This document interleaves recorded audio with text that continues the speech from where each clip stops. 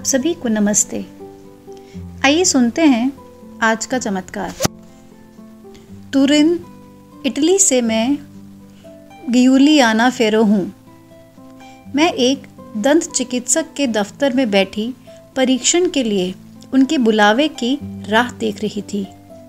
साथ ही बेचैन थी कि यहाँ बहुत वक्त लग जाएगा। फिर मैंने खुद से कहा, अब तो मैं यहाँ आ ही गई हूँ तो क्यों ना चैन से बैठूं।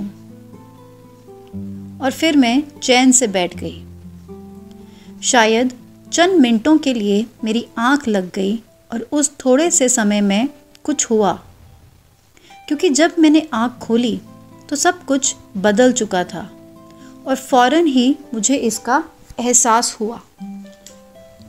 मेरा मन खाली था। सड़क पर चलते राहगीर कारों को मैंने देखा, बस केवल देखा। कोई आलोचना नहीं थी। उस दिन से मेरे जीवन की काया पलट हो गई है। जब तक आग्रह नहीं, कोई अतीत नहीं, भविष्य से कोई अपेक्षा नहीं, कोई दुख नहीं, कोई अपराध बोध नहीं। सब डर गायब। कोई आंकलन, आलोचना या तुलना नहीं है। शांति और जुड़ाव है।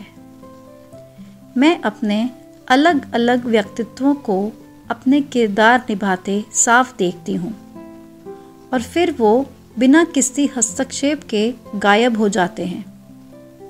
दूसरों के आंकलन से मेरा कोई सरोकार नहीं है। मुझे किसी की स्वीकृति या अनुमोदन की आवश्यकता नहीं है। मैं सब कुछ और कुछ नहीं, दोनों में खुश हूँ।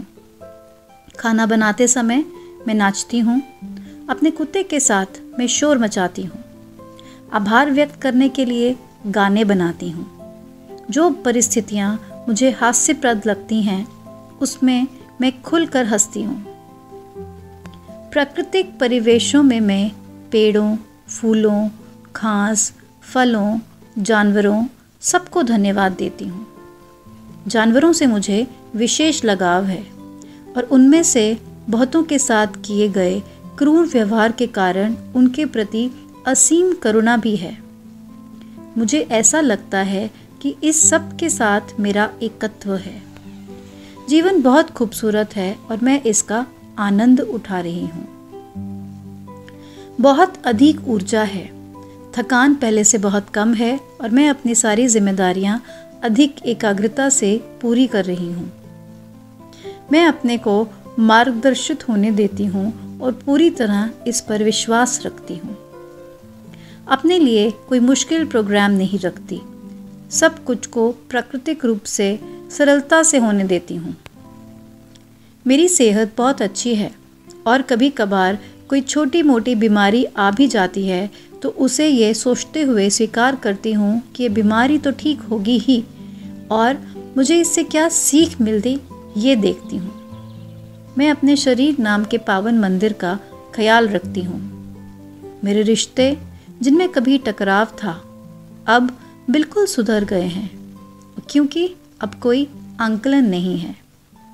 मैं पहले के मुकाबले ज़्यादा उपस्थित हूँ और दूसरों के मूड को पहचान लेती हूँ। मुझे ये समझ आने लगा है कि हर एक जैसा है वे अपने में संपूर्ण और दोषहीन है। उनके प्रति मेरे में करुणा का भाव है और किसी को बदलना नहीं चाहती। मैं ये भी देख पा रही हूँ कि मेरे मिलने वालों में से कुछ का व्यवहार कम भौतिकवादी हो गया है। कई बार मुझे ये असत्य लगता है कि मुझे इतना बड़ा उपहार मिला है। श्री कल्कि को आभार व्यक्त करने के लिए मेरे पास शब्द नहीं है। उनकी श्रीमूर्ति को देखती हूँ तो दिल की धड़कन तेज हो जाती है और उनके लिए प्रेम उमड़ जाता है। मुझ पर इतने बढ़िया उपहार न्यौछावर करने के लिए अनंत आभार। धन्यवाद।